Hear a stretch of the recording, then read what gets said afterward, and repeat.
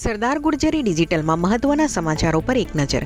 ખેડા જિલ્લામાં સૌથી વધુ 2722 કિલો પોસ્ટ ડોડાના જથ્થા સાથે ઝડપાયેલા 2 આરોપીઓને 14 વર્ષની સખત કેદની સજા.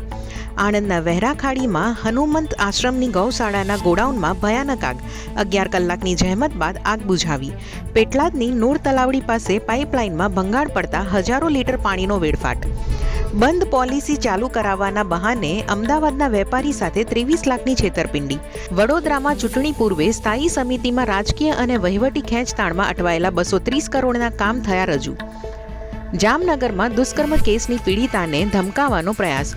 ઉદ્યોગપતિ વિશાલ મોદીના ભાઈ અમર સામે પોલીસ ફરિયાદ. દિલ્હી હાઈકોર્ટની કેન્દ્રને ટકોર. આટલું પ્રદૂષણ છતાં એર પ્યુરિફાયર પર 18% ટેક્સ શા માટે? 20 વર્ષ પછી ઉદ્ધવ અને રાજ ઠાકરેની પાર્ટીમાં ગઠબંધન. કહ્યું, અમારી વિચારધારા એક, વહેંચાઈશું તો વિખરાઈ જઈશું. સિંગાપોરના જાણીતા ભારતીય મૂળના 56 વર્ષીય માનવ અધિકાર વકીલ એમ રવિનું નિધન. શંકાસ્પદ મૃત્યુ અંગે તપાસ.